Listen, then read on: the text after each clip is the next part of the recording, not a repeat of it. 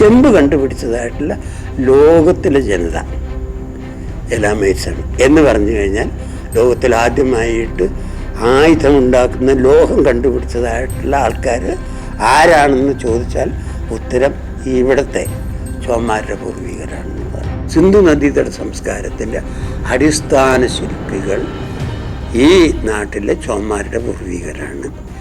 കഴിഞ്ഞ കുറേ എപ്പിസോഡുകളിൽ ഭാരതത്തിലെ പുരാതന പ്രവാസി ജൂതന്മാരെ കുറിച്ചിട്ടുള്ള പരാമർശങ്ങൾ ഉണ്ടായി. ആ ജൂതന്മാരോടൊപ്പം തന്നെ അല്ലെങ്കിൽ അവരിലും പൂർവികരായിട്ടുള്ള പല സമൂഹങ്ങൾ ഇന്ത്യയിൽ കേരളത്തിലുണ്ട്. കേരളത്തിലെ ജൂതന്മാരെ കുറിച്ചിട്ടാണ് നമ്മൾ കൂടുതലായിട്ട് പറഞ്ഞത്. അന്ന് ജൂതന്മാരിവിടെയുള്ള കാലഘട്ടത്തിൽ ഇവിടെ നമ്മൾ കേരളത്തിൽ ജീവിച്ചിരുന്ന പ്രമുഖരായിട്ടുള്ള ജനവിഭാഗങ്ങളിലാണ്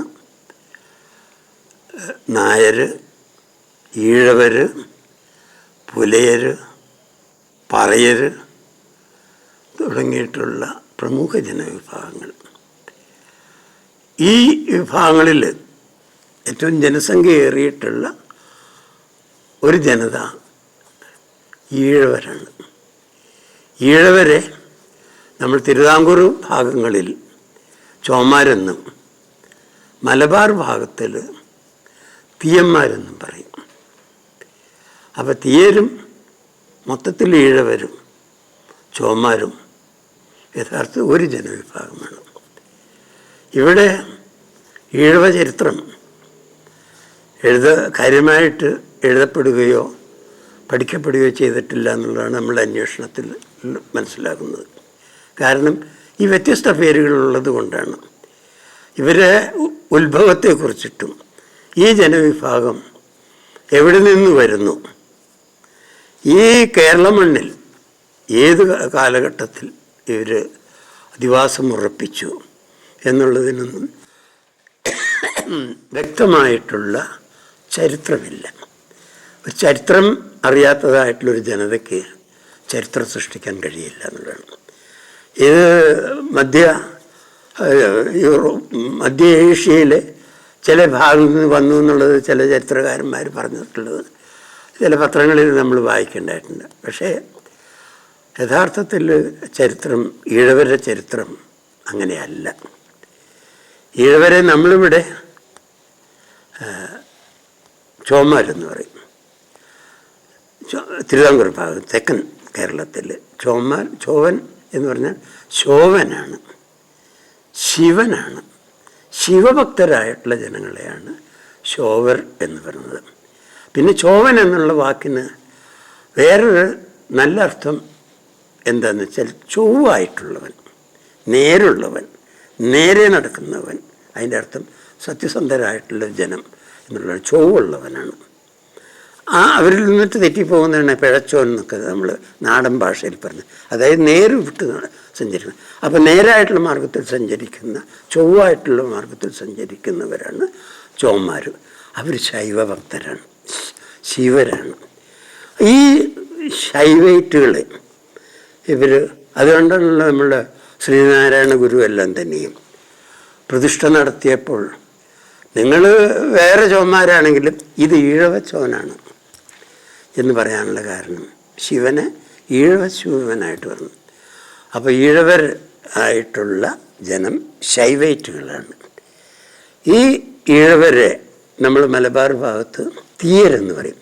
യഥാർത്ഥത്തിൽ തീയൻ എന്നുള്ള വാക്കിൻ്റെ അർത്ഥം എന്താ? തീയൻ എന്നുള്ള വാക്കിൻ്റെ എറ്റിമോളജി നമ്മൾ പഠനം നടത്തി കഴിഞ്ഞാൽ തീയൻ എന്നുള്ളത് വാക്ക് എറ്റിമോളജിക്കലായിട്ട് പല സൗണ്ടുകളുണ്ട്. എന്നുള്ളത് സ എന്നായിട്ട് മാറും.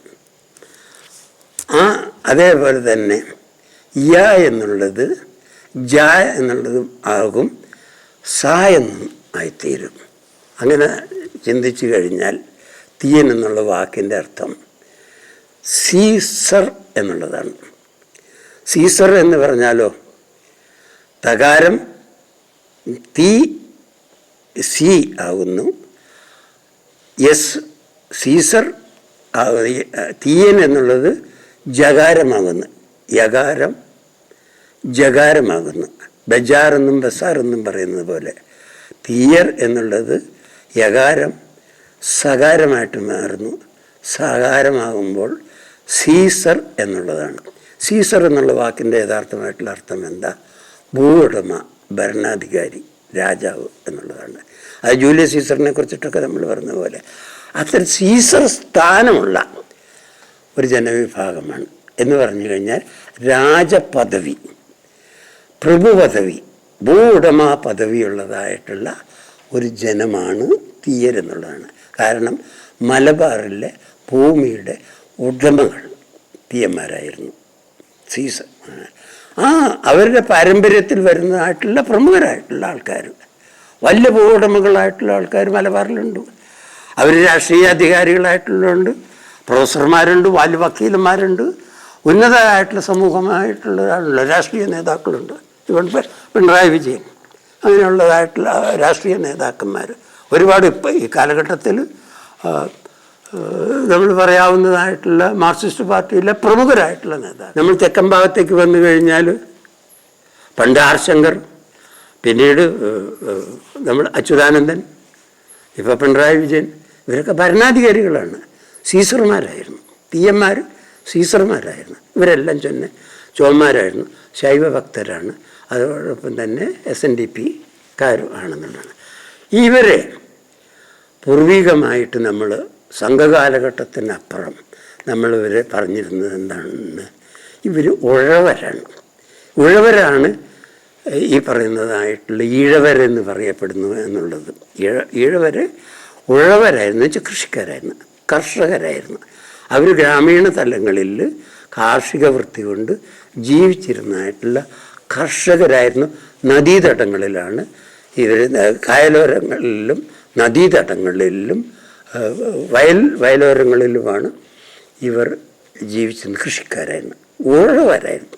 ഉഴവരാണ് ഈഴവരായിട്ട് പിന്നീട് സംഘകൃതികളിലൊക്കെ വരുന്നത്. ഈഴവർ എന്ന് പറഞ്ഞാൽ ഉഴവരാണ്. പക്ഷേ ഉഴവർ എന്നുള്ളതും ഈഴവരെന്ന് പറഞ്ഞു. ഈ ഈഴവർ എന്ന് പറഞ്ഞ ഈഴത്ത് നാട്ടിൽ നിന്ന് വന്നു എന്നുള്ളതാണ്. ഈഴത്ത് നാട്ടിൽ നിന്ന് വന്നു. ഈഴത്ത് നാട് എന്ന് ഉദ്ദേശിക്കുന്നത് സിലോണിനെ ആയിട്ടാണ് ഇവർ പലപ്പോഴും പറയാറുള്ളത്. ശ്രീലങ്ക, നമ്മൾ ഇന്നത്തെ ശ്രീലങ്കയാണ് മുമ്പ് കാലത്ത് സിലോൺ എന്ന് പറഞ്ഞിരുന്നു. അവിടെ ഇവരുണ്ടായിരുന്നു. അതിനെ ഈഴത്ത് നാടെന്ന് പറയുന്നുണ്ട്.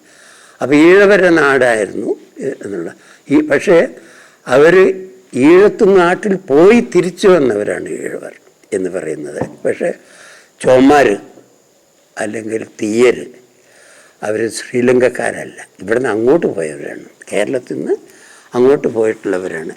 ഇവർ ഈഴത്ത് നാടെന്ന് വെച്ചാൽ ഈഴത്ത് നാടാണ്. ഈഴം എന്ന് പറയുന്നത് ഈലം ആണ്. ഈലം കാരണം പളനി പഴനി എന്ന് പറയുന്നത് പോലെ തന്നെ ലകാരം ആണ് ഴകാരമായിട്ട് രൂപാന്തരപ്പെടുന്നത്. അപ്പോൾ ഈഴത്ത് നാടെന്ന് വെച്ചാൽ ഇലാം നാട്ടിൽ നിന്ന്, വാസ്തവത്തിൽ ഒറിജിനലായിട്ടും ഇവർ ഇലാം നാട്ടിൽ നിന്ന് വരുന്നുണ്ട്. ഇലാം, അതാണ് എലാം.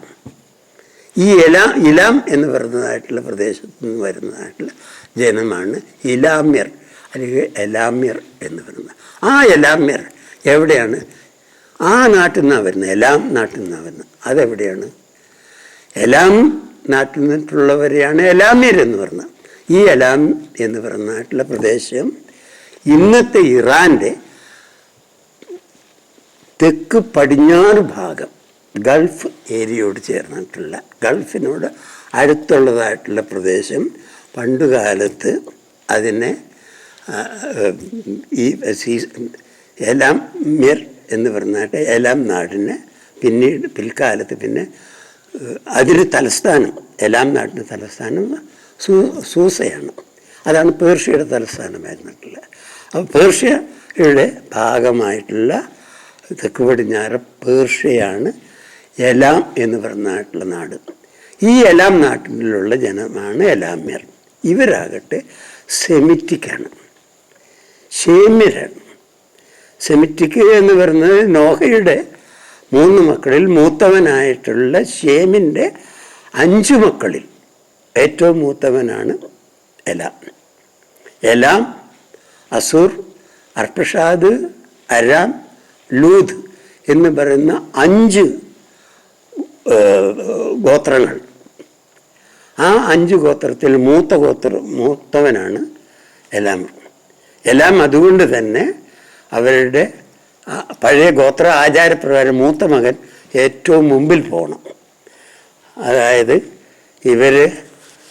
ഇവരാദ്യം ജീവിച്ചിരുന്നതായിട്ടുള്ള മെസപ്പൊട്ടോമിയയിൽ ടൈഗ്രീസ് നദീതടത്തിൽ നിന്നിട്ട് ടൈഗ്രീസിൻ്റെ തീരത്ത് കൂടിയിട്ട് മുന്നോട്ട് വന്ന് ഏറ്റവും തെക്ക് ചെന്ന് ഈ ടൈഗ്രീസ് നദി ചേരുന്നിടത്ത് വന്ന് അവസാനിക്കുന്ന മൂത്ത മകനായിട്ടുള്ള എലാം അവിടെയാണ് ജീവിച്ചിരുന്നത്. ഈ എലാമാണ് ലോകത്തിൽ ആദ്യമായിട്ട് ചെമ്പ് കണ്ടുപിടിച്ചത്. എലാമിൽ നിന്നിട്ടാണ് ആദ്യമായിട്ട് ചെമ്പ് കണ്ടുപിടിച്ചതായിട്ടുള്ള ലോകത്തിലെ ജനത എലാമൈറ്റ്സാണ്. എന്ന് പറഞ്ഞു കഴിഞ്ഞാൽ ലോകത്തിൽ ആദ്യമായിട്ട് ആയുധമുണ്ടാക്കുന്ന ലോഹം കണ്ടുപിടിച്ചതായിട്ടുള്ള ആൾക്കാർ ആരാണെന്ന് ചോദിച്ചാൽ ഉത്തരം ഇവിടുത്തെ ചോമാരുടെ പൂർവികരാണെന്നുള്ളതാണ്. ഇത് നമ്മൾക്ക് അത് കൃത്യമായിട്ടും കണ്ടെത്തേണ്ടതായിട്ടുള്ള ഒരു കാര്യമാണ്. ഈ എലാമൈറ്റ്സാണ് ഈ ചെമ്പ് ഖനികൾ അവിടെ ചെമ്പ് മല, അതായത് തെക്ക് പടിഞ്ഞാറ് പേർഷ്യ അല്ലെങ്കിൽ ഇറാൻ്റെ ഭാഗത്തെ കുന്നുകളിലുള്ള ചെമ്പ് അയിരുകൾ കുഴിച്ചെടുത്ത് അത് ആദ്യകാലത്ത് പ്രാകൃതമായിട്ടും പിൽക്കാലത്ത് അവർ കൃത്യമായിട്ട് ശുദ്ധീകരിച്ച് ശക്തിയുള്ള ചെമ്പ് ആയുധങ്ങളാക്കുകയും വീട്ടുപകരണങ്ങളാണ് സൃഷ്ടിക്കുകയും ചെയ്തിട്ടുള്ള ആദ്യത്തെ ജനം എന്ന് പറയുന്നത്. ലോഹങ്ങളിൽ ഉപയോഗപ്പെടുത്തിയിട്ടുള്ള ആദ്യത്തെ ജനം ചോമാരാണ്. ചോമാർ അല്ലെങ്കിൽ എലാമൈറ്റ്സാണ്. ഈ എലാമൈറ്റ്സ് ചരിത്രാതീത കാലത്ത് BC 2000-3000 അപ്പുറം ഏകദേശം ഒരു 5000 കൊല്ലങ്ങൾക്കപ്പുറം പറയുകയാണെങ്കിൽ 4500 കൊല്ലങ്ങൾക്ക് മുമ്പ് ഉള്ള ചരിത്രം നമ്മുടെ കയ്യിലുണ്ട്.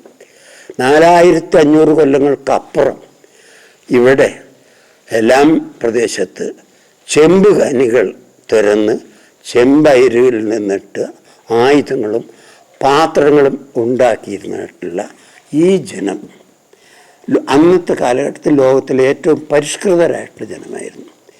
ഈ ചെമ്പ് ഖനികളിൽ നിന്നിട്ടും ചെമ്പായുധങ്ങളും ഇതുണ്ടാക്കുന്നതായിട്ടുള്ള മനുഷ്യരെയും പിടിച്ച് കീഴടക്കുന്നതിനും അവരുടെ ഇരുമ്പ് ഖനികൾ കൊള്ളയടിക്കുന്നതിനും വേണ്ടിയിട്ട് മെസപ്പൊട്ടോമിയയിൽ നിന്നിട്ട്, അതായത് യൂഫ്രട്ടീസ് ടൈഗ്രീസ് തടത്തിലുള്ള രാജാക്കന്മാർ എന്ന് രാജാവ് പറയാം, അല്ലെങ്കിൽ അന്നത്തെ ഏറ്റവും വലിയ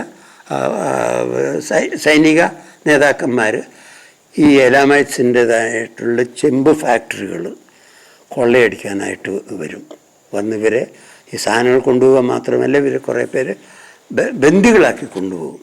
ഇങ്ങനെ അതിൽ നമ്മൾക്ക് പറയാവുന്ന ഒരു സർഗോൺ രാജാവ് BC 2380 എലാമിനെ ആക്രമിച്ചു.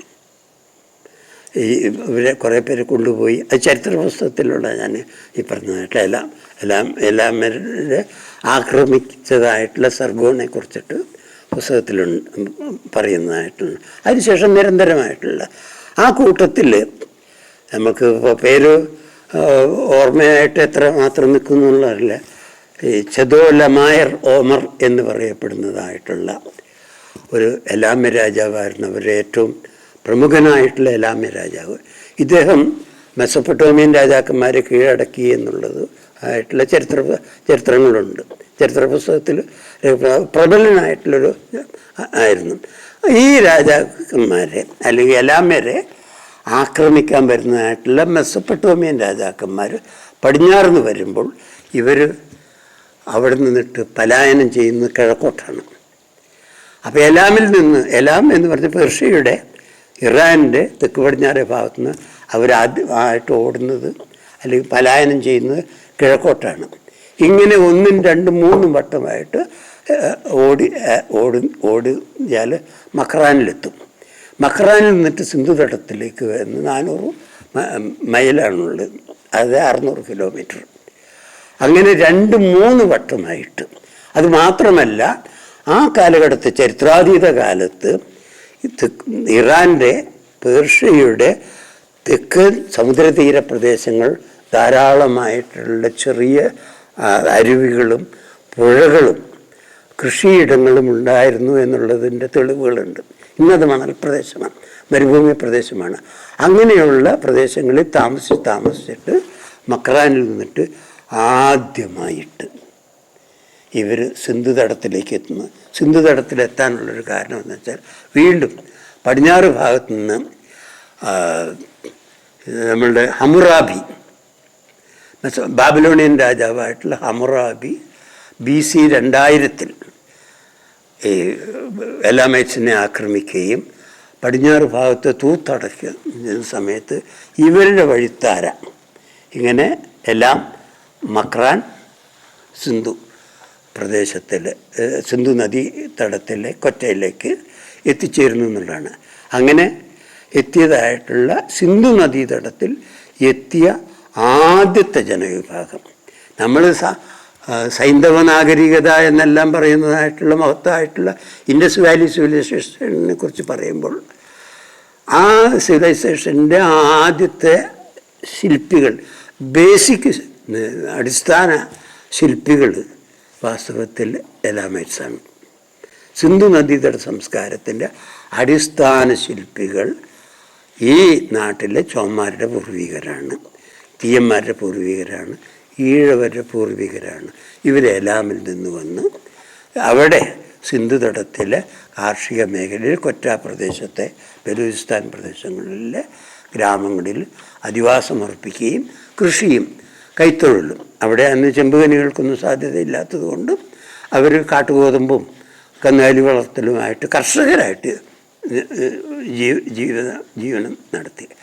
അങ്ങനെ ജീവിച്ചിരുന്നതായിട്ടുള്ള, ഇവിടെ എത്തിച്ചേർന്നതായിട്ടുള്ള സിന്ധുതടത്തിലേക്ക് വഴിവെട്ടിയതായിട്ടുള്ള പടിഞ്ഞാറൻ ജനതയാണ് ഈ എലാമൈറ്റ്സ്.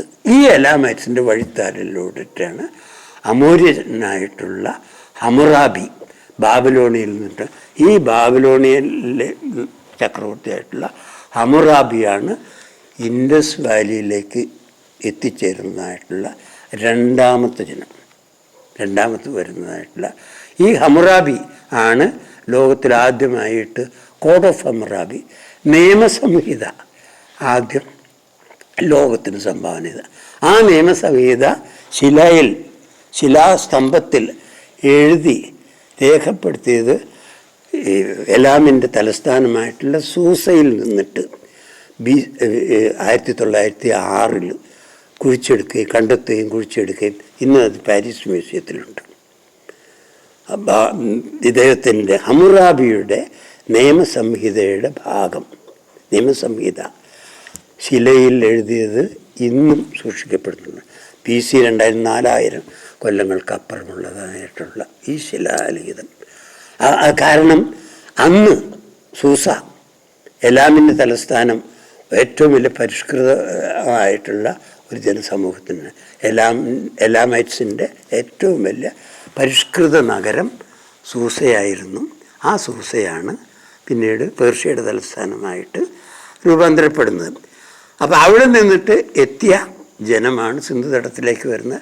ഇവരുടെ വഴിത്താരയിൽ ഈ പറയുന്നതായിട്ടുള്ള എലാമിൻ്റെ പാദങ്ങളെ പിന്തുടർന്ന് അവർ വെട്ടിത്തെളിച്ചിട്ടുള്ള വഴിയിൽ കൂടിയിട്ടാണ് അമോറൈറ്റ്സ് എന്ന് പറയുന്ന അമോര്യരെയാണ് നമ്മളിവിടെ മൗര്യന്മാരെന്ന് പറയുന്നത്. ഈ മൗര്യന്മാർ സിന്ധുതടത്തിൽ എത്തിച്ചേരുന്നതും ഈ എലാമൈറ്റ്സിനെ പിന്തുടർന്നുകൊണ്ടാണ്. പിന്നീട് അമോര്യർ വന്നതിന് ശേഷം അവരോടൊപ്പം തന്നെ കുശിർ, കസേറ്റ്സ് ജനങ്ങൾ വരുന്നു. അവർ ഈ ഹമ്മുറാബിയാണ് ലോകത്തിലെ ആദ്യത്തെ ഏറ്റവും വലിയ സാമ്രാജ്യ അധിപൻ, ചക്രവർത്തി. അത് ഇന്നത്തെ ഇസ്രായേൽ ഉൾക്കൊള്ളുന്നതായിട്ടുള്ള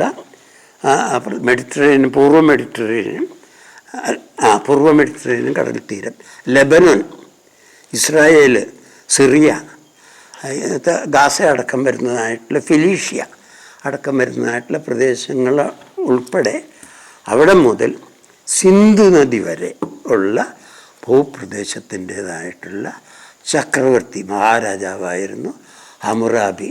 അപ്പോൾ ഹമ്മുറാബി കൊണ്ടുവരുന്ന ഹമ്മുറാബീനെ ഫോളോ ചെയ്തിട്ട് ഈ പറയുന്നതായിട്ടുള്ള ജനമെല്ലാം അമോര്യരും മൗര്യന്മാരും പിന്നീട് കാസൈറ്റ്സ് എന്ന് പറയുന്ന കൂശ്യരും സിദോണിയർ എന്ന് പറയപ്പെടുന്നതായിട്ടുള്ള ജനങ്ങളും പിന്നീട് അസീറിയൻസായിട്ടുള്ള അസുരന്മാരും അറബികളും ലാസ്റ്റ് ജൂതന്മാരും എല്ലാം തന്നെയും ഈ വഴിത്താരെ കൂടിയിട്ടാണ് സിന്ധു നദീതടത്തിലേക്ക് എത്തിച്ചേരുന്നത്. സിന്ധു നദീതടത്തിലുണ്ടാക്കിയിട്ടുള്ള സംസ്കാരം കാരണം ഏറ്റവും നല്ല കാർഷിക മേഖല മെസപ്പൊട്ടോമിയയിലെ മറ്റേ യൂഫ്രട്ടീസ് ടൈഗ്രീസ് തടത്തിനേക്കാളും വളക്കൂറുള്ള നല്ല മണ്ണും വീതിയേറിയിട്ടുള്ള ഗോതമ്പ് ഇല ഉള്ളതായിട്ടുള്ള പ്രദേശം, ഏറ്റവും നല്ല പരുത്തി ഉള്ളതായിട്ടുള്ള സ്ഥലമാണ് ഈ സിന്ധു നദീതടം. അതിൻ്റെ പേര് വേറെ ഒരുപാട് കാര്യങ്ങൾ സിന്ധുവിനെ കുറിച്ചിട്ടും സിന്ധു നദിയുടെ പേര് വന്നതും ഈ സിന്ധു നദിയിൽ നിന്നിട്ട് ഹിന്ദു ഉണ്ടാകുന്നതെല്ലാം തന്നെ വേറെ ഒരു ഭാഗമാണ്. അത് നമുക്ക് വേറെ പറയാം. പക്ഷേ ഇവിടെ വന്ന് BC 2000 എന്നുവെച്ചാൽ 4000 കൊല്ലങ്ങൾക്കപ്പുറം സിന്ധു നദീതടത്തിൽ കൃഷിയും വ്യവസായവും വാണിജ്യവും അതേപോലെ തന്നെ കൈത്തൊഴിലുകളും പുതിയ സംസ്കാരവും ഉണ്ടാക്കിയതായിട്ടുള്ള ജനതയുടെ നായകർ. ആ നായകരിൽ ആണ് ഈഴവർ എന്ന് പറയപ്പെടുന്ന എലാമൈറ്റ്സ്. ഈ എലാമൈറ്റ്സിനെ കീഴടക്കുന്നത് അല്ലെങ്കിൽ സിന്ധു നദീതടത്തിലെ ജനങ്ങളെ ആദ്യത്തെ ജനവിഭാഗത്തിനെ ആക്രമിച്ച് കീഴടക്കുന്നത് മിത്താനി ആര്യന്മാരാണ്. ആര്യന്മാരുടെ ആക്രമണം. ഈ ആര്യന്മാരുടെ ആക്രമണത്തെക്കുറിച്ചിട്ട് നമ്മൾ ഋഗ്വേദത്തിൽ വളരെ കൃത്യമായിട്ടും പറയുന്നുണ്ട്. ഇന്ന് നമ്മൾ പറയപ്പെടുന്നതായിട്ടുള്ള ഹാരപ്പ, ഈ ഹാരപ്പയെക്കുറിച്ചിട്ട് ഋഗ്വേദത്തിൽ പറയുന്നത് ഹരിയൂപ്യ എന്നുള്ളതാണ്. സിന്ധു നദിയുടെ പോഷക നദിയായിട്ടുള്ള രവി നദിയുടെ തീരത്തുള്ള വലിയൊരു നഗരമാണ് മുൾട്ടാൻ. ഇന്നത്തെ മുൾട്ടാനിലെ തീരത്തിലെ ഏറ്റവും വലിയ വാണിജ്യ നഗരമായിരുന്നു ഹാരപ്പ. ഈ ഹാരപ്പയെ ആര്യന്മാർ ആക്രമിച്ചു. ആ ആര്യന്മാർ എന്ന് പറയുന്നത് മിത്താനി ആര്യന്മാരാണ്, ഋഗ്വേദിക് ആര്യന്മാരല്ല. മേദ്യയിൽ നിന്ന് വന്ന ഇന്നത്തെ യാദവരുടെ പൂർവികരായിട്ടുള്ള ഹിറ്റാറ്റിയസുമായിട്ട് ബന്ധപ്പെട്ടുകൊണ്ട് ഹിറ്റാറ്റീസ് മിത്താനി ശക്തികളാണ് ഈ സിന്ധു നദീതടത്തിലെ ഈ നഗരത്തെ കീഴടക്കുന്നതും പിടിച്ചെടുക്കുന്നതും. അങ്ങനെ ഹാരപ്പയും മോഹൻജദാരോയും ഇവർ കീഴടക്കിയതിന് വേണ്ടി നടത്തിയിട്ടുള്ള യുദ്ധങ്ങളിൽ ഈ പ്രദേശത്തുള്ള ഒരുപാട് ജനം ഇവിടെ നിന്നിട്ട് തെക്കോട്ട് പലായനം ചെയ്തു. അങ്ങനെ ഈ ആര്യൻ ആക്രമണ കാലത്ത് ഇതിപ്പോൾ അതിനെ നമ്മൾ ഇന്നത്തെ വീക്ഷണത്തിൽ പറയേണ്ടതായിട്ടുള്ള കാര്യമില്ല. പഴയ കാലത്തുള്ള ഒരുപാട് പടയോട്ടങ്ങൾ യുദ്ധങ്ങളുടെ കൂട്ടത്തിലാണ് ഈ സംഭവം നടന്നിട്ടുള്ളത്. അങ്ങനെ ഹാരപ്പ മോഹൻജദാരോ ആക്രമിക്കപ്പെട്ട കാലത്ത് അവിടെ നിന്ന് സിന്ധു നദീതടത്തിൽ നിന്നിട്ട് സ്വാഭാവികമായിട്ട് തെക്കോട്ടാണ് വരിക. സിന്ധു പ്രദേശത്ത് നിന്നിട്ട് സിന്ധു നദീതടത്തിൽ നിന്നിട്ട് അവർ ഗുജറാത്ത്, മഹാരാഷ്ട്ര, കർണാടക ആ വഴിത്താരിൽ കൂടിയിട്ട് പശ്ചിമ തീരത്തിൽ കൂടിയിട്ട് നമ്മളെ കേരളത്തിലെത്തിച്ചേരുമ്പോൾ ഇവിടെ പറയുന്നതായിട്ടുള്ള നമ്മളുടെ ഇന്ന് കേരളത്തിലുള്ള ഈ തീയന്മാർ അല്ലെങ്കിൽ ചോന്മാർ അതല്ലെങ്കിൽ ഇഴവർ അവർ കടന്നു പോകുന്ന വഴികളിൽ അവർ താമസിച്ചിട്ടാണ് പോരുന്നത്. ഒരു വിഭാഗം ഇഴവർ അല്ലെങ്കിൽ ഈ പറഞ്ഞ എലാമൈറ്റ്സ് ചോന്മാർ, അതുകൊണ്ടാണ് ശൈവൈറ്റുകൾ ശോവർ ഇവർ മഹാരാഷ്ട്രയിൽ തങ്ങി. അപ്പോൾ മഹാരാഷ്ട്രയിൽ അവിടുത്തെ നദീതടങ്ങളിൽ കാർഷിക വൃത്തിയായിട്ടും കൃഷിയായിട്ടും ആയിട്ട് ജീവിച്ച ജനങ്ങൾ കന്നുകാലികൾ വളർത്തി കൃഷിയായിട്ടും ഈവൻ അവിടുത്തെ പനയിൽ നിന്നിട്ട് കള്ളുപോലും ചെത്തി ഉപയോഗിച്ചിരുന്നതായിട്ടുള്ള ആ ജനം അവിടെ ആ ജനത്തെ നമ്മൾ ഇന്ന് പറയുന്നത് വാസ്തവത്തിൽ ചൗഹാൻ എന്നാണ്. ശോവനാണ് ചൗഹാനാകുന്നത്. ചൗഹാൻ നമ്മൾ വലിയ പ്രമുഖരായിട്ടുള്ള മഹാരാഷ്ട്രയിലെ ചൗഹാൻ മുഖ്യമന്ത്രി അടക്കമുള്ള ഒരു കേന്ദ്രമന്ത്രിമാരും അടക്കമുള്ളതായിട്ടുള്ള ചൗഹാന്മാർ യഥാർത്ഥത്തിൽ എലാമൈറ്റ്സാണ്, ചോന്മാരുടെ സഹോദരങ്ങളാണ് ഇവിടുത്തെ. ഇത് മറ്റാരെങ്കിലും പറഞ്ഞിട്ടുണ്ടോ ഇല്ലെന്ന് ഞാൻ പറയുന്നതാണ്, എൻ്റെ വിശ്വാസവും അത് തന്നെയാണ്. അവിടെ നിന്നിട്ട് മഹാരാഷ്ട്രയിൽ നിന്നിട്ട് കർണാടകത്തിലേക്ക് എത്തി. കർണാടകത്തിൽ അപ്പോൾ ഇവർ രണ്ട് വിഭാഗം, അതിനകത്ത് പൂജാരികൾ, പഴയ സമ്പ്രദായം അനുസരിച്ചിട്ട് ഒരു തൊഴിലാളി വർഗവും, തൊഴിലാളിയല്ല അധ്വാനിക്കുന്ന വർഗം, കൃഷിക്കാരും അവരുടെ ആത്മീയ കാര്യങ്ങൾ നോക്കുന്നതായിട്ടുള്ള ആൾക്കാരും ഉണ്ടായിരുന്നു.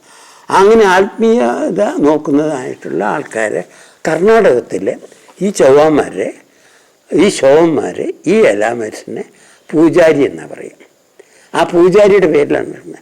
നമ്മൾ അറിയപ്പെടുന്നതായിട്ടുള്ള ജനാർദ്ദന പൂജാരിയെ പോലെയുള്ള കർണാടകത്തിലെ പ്രമുഖനായിട്ടുള്ള കോൺഗ്രസ് നേതാവ്, കോൺഗ്രസിൻ്റെ പ്രസിഡൻറ്റും പിന്നീട് കേന്ദ്രത്തിലെ മന്ത്രിയായിട്ടുള്ള ജനാർദ്ദന പൂജാരിയൊക്കെ ഈ പറഞ്ഞായിട്ടുള്ള ചോന്മാരിൽപ്പെട്ട ഒരാളാണ്. അവിടെ നിന്നിട്ടാണ്, കർണാടകത്തിൽ നിന്നാണ്. ഈ കർണാടകത്തിലുള്ള ചോന്മാരിലുള്ള ആൾക്കാരും ഈ നമ്മൾ തെങ്ങിൽ നിന്നിട്ടും പനയിൽ നിന്നിട്ടും കള്ളെടുക്കുന്നതായിട്ടുള്ളതാണ്. അപ്പോൾ കള്ളെടുക്കുക എന്നുള്ളത് ഇവർ പാരമ്പര്യമായിട്ട്, അതിപ്പോൾ മഹാരാഷ്ട്രയിലുള്ള ചൗഹാന്മാരായാലും ഇവിടെയുള്ള പൂജാരി വിഭാഗത്തിൽപ്പെട്ട അവർക്ക് വേറെ ഒരു പേരുണ്ട്, ആ പേര് പെട്ടെന്ന് കിട്ടുന്നില്ല. അവർ തെങ്ങിൽ നിന്നിട്ട് പനയിൽ നിന്നിട്ട് കള്ളെടുക്കുന്നതായിട്ടുള്ള ആൾക്കാരാണ്. കള്ള് എന്ന് പറഞ്ഞു കഴിഞ്ഞാൽ നമ്മൾ തെറ്റിദ്ധരിക്കുന്നതായിട്ടുള്ള വേറെ ഒന്നുമില്ല, ഏറ്റവും നല്ല ആരോഗ്യദായിനിയായിട്ടുള്ള നല്ല ശുദ്ധമായിട്ടുള്ളൊരു പാനീയമാണ്, ആരോഗ്യവർദ്ധനയായിട്ടുള്ള പാനീയമാണ്. അത് ഉപയോഗിക്കേണ്ട രീതിയിൽ ഉപയോഗിച്ച് കഴിഞ്ഞാൽ ഏറ്റവും നല്ലതായിട്ടുള്ളൊരു പാനീയമാണ്. അത് ഉണ്ടാക്കിയിരുന്നതായിട്ടുള്ള ആൾക്കാർ അവരാണ് മലബാർ ഭാഗത്തേക്ക്, കേരളത്തിൽ മലബാർ ഭാഗത്തേക്ക് വരുമ്പോൾ അവർ ഭൂമിയും ഭൂ ഉടമകളുമായി, കൃഷിക്കാരായി, കന്നുകാലികൾ വളർത്തുന്നതായിട്ടുള്ള ഈഴവ പെരുമാൾമാരുണ്ടല്ലോ ഇവിടെ. കാരണം അവർ ഭൂവുടമകളായിരുന്നു, അവർ രാജാപദവി സ്വീകരിച്ചിരുന്നു. രാജപദവി പോലെ തന്നെ തീയൊരു സീസർ പദവി ഉപയോഗിച്ചിരുന്നു, അംഗീകരിച്ചിരുന്നതായിട്ടുള്ള ജനമാണ് മലബാറിലെ ചോന്മാർ, മറ്റേ തീയര്. അതിലിപ്പോൾ എത്ര മന്ത്രിമാർ, കേന്ദ്രത്തിലുള്ള മന്ത്രിമാർ, ഇപ്പോൾ നമ്മൾ ആരംഗ ശ്രീധരനെ പോലുള്ള വലിയ പ്രൊഫസർമാർ, ഇപ്പോൾ KTCയെ പോലെയുള്ള വ്യവസായ പ്രമുഖർ, പത്രക്കാർ, ഈഴവ സമൂഹത്തിൽ മലബാറിൽ വളരെ പ്രമുഖരായിട്ടുള്ള ആൾക്കാരുണ്ട്. പ്രൊഫസർ ശോഭിതനെ പോലെയുള്ള പരിസ്ഥിതി പ്രവർത്തകർ, പരിസ്ഥിതി ശാസ്ത്രജ്ഞന്മാർ, അങ്ങനെ തുടങ്ങിയിട്ടുള്ള പ്രമുഖരായിട്ടുള്ള ആൾക്കാർ ഈഴവ സമൂഹത്തിൽ നിന്നിട്ട് മലബാറിൽ, കേരളത്തിൽ മുഖ്യമന്ത്രിമാർ 3-4 മുഖ്യമന്ത്രിമാർ, പിന്നെ ഗവർണർമാർ, വിശ്വനാഥനെ പോലെയുള്ള ഗവർണർമാർ, കേന്ദ്രമന്ത്രിമാർ ധാരാളം. സാംസ്കാരിക രംഗത്തും വിദ്യാഭ്യാസ രംഗത്തും അതേപോലെ തന്നെ ഇപ്പോൾ ഏകദേശം ഒരു 20-ാം നൂറ്റാണ്ടിൻ്റെ ഉത്തരാർദ്ധത്തിൽ പ്രമുഖമായിട്ടുള്ള വിദ്യാഭ്യാസ സ്ഥാപനങ്ങൾ തുടങ്ങി SNDPയുടെ ആഭിമുഖ്യത്തിൽ വിദ്യാഭ്യാസ സ്ഥാപനങ്ങൾ, ചെറുകിട വ്യവസായ സ്ഥാപനങ്ങൾ, ആ വ്യവസായ സ്ഥാപനങ്ങളിൽ അതിനകത്ത് വ്യക്തികൾ, ട്രാൻസ്പോർട്ട് വ്യവസായത്തിൽ നിന്ന KTCയെ പോലുള്ളവർ, പിന്നെ ചന്ദ്രിക സോപ്പ് പോലെയുള്ളതായിട്ടുള്ള സോപ്പ് വ്യവസായികൾ, അതേപോലെ തന്നെ തുണിമില്ല്, അങ്ങനത്തെ വ്യാപാരികൾ, അങ്ങനെ വിദ്യാഭ്യാസം, ആരോഗ്യം, വ്യവസായം, വ്യാപാരം, രാജ്യതന്ത്രജ്ഞത, അങ്ങനെ അടങ്ങുന്നതായിട്ടുള്ള രാഷ്ട്രീയ നേതാക്കന്മാർ, അടങ്ങുന്നതായിട്ടുള്ള ശാസ്ത്രജ്ഞന്മാർ, സയൻറ്റിസ്റ്റുകൾ അടങ്ങുന്നതായിട്ടുള്ള ഒരു പ്രമുഖമായിട്ടുള്ള, അതായത് സമൂഹത്തിൽ ഏറ്റവും അധികം ആദരിക്കപ്പെടുന്നതായിട്ടുള്ള വ്യക്തിത്വങ്ങളെ സംഭാവന ചെയ്തിട്ടുള്ള ഒരു മഹത്തായിട്ടുള്ള ഒരു ജനസമൂഹം ആണ് വാസ്തവത്തിൽ ഇവിടുത്തെ ഈഴവ സമൂഹം എന്നുള്ളതാണ്. അത് എലാമൈറ്റ്സാണ്, ശോന്മാരാണ്. കറക്റ്റായിട്ട് നമുക്ക് അവർ വളരെയധികം ആദരിക്കപ്പെടുന്നതായിട്ടുള്ള വ്യക്തിത്വങ്ങൾ, നമ്മളുടെ ശ്രീനാരായണ ഗുരുവിനെ പോലെയുള്ള മഹത് വ്യക്തിത്വങ്ങളെ സംഭാവന ചെയ്തിട്ടുള്ള വലിയ പ്രസ്ഥാനമാണ് ഈഴവ പ്രസ്ഥാനം. എല്ലാ മേഖലകളിലും, ശാസ്ത്രമേഖലയിലും വിദ്യാഭ്യാസ മേഖലയിലും നിയമമേഖലയിലും പ്രധാനമായിട്ടും രാഷ്ട്രീയ മേഖലകളിലും സംഭാവന നൽകിയിട്ടുണ്ട്. സാഹിത്യമേഖലയിൽ, ആത്മീയ മേഖലയിൽ ശ്രീ നാരായണഗുരു, മഹാകവി Kumaranasan, doctor Palpu, T K Madhavan, P K Balakrishnan, അങ്ങനെ നീണ്ടുകിടക്കുന്നതായിട്ടുള്ള സാഹിത്യ നേതാക്കന്മാരിൽ സുകുമാർ അഴീക്കോട് വരെ. രാഷ്ട്രീയ നേതാക്കന്മാരിൽ നമ്മൾ R Shankar, K R Gouriamma മുതൽ ഇങ്ങ് മലബാറിലെ നമ്മൾ പിണറായി വിജയൻ മുഖ്യമന്ത്രി, മുൻ മുഖ്യമന്ത്രി കെ ആർ അച്യുതാനന്ദൻ, ഇന്നത്തെ രാഷ്ട്രീയ നേതാക്കളായിട്ടുള്ള CPM നിന്നിട്ടും LDF കൺവീനറായിട്ടുള്ള TP രാമകൃഷ്ണൻ, കോൺഗ്രസ് നേതാവായിട്ടുള്ള കെ സുധാകരൻ, മുല്ലപ്പള്ളി രാമേന്ദ്രൻ മുതൽ നമ്മളുടെ ഈ പറയുന്ന BJPയിലെ വി മുരളീധരൻ, കെ സുരേന്ദ്രൻ അടക്കം നമ്മൾ പറഞ്ഞു വരുമ്പോൾ സാമ്പത്തിക മേഖലയിൽ ഏറ്റവും ഒരു കാഴ്ചപ്പാടും കാൽവെപ്പും നടത്തിയിട്ടുള്ള വെള്ളാപ്പള്ളി നടേശൻ, അതേപോലെ തന്നെ ഗോകുലം ഗോപാലൻ തുടങ്ങിയിട്ടുള്ള വ്യക്തിത്വങ്ങളെ നമുക്ക് വിസ്മരിക്കാൻ പറ്റുകയില്ല.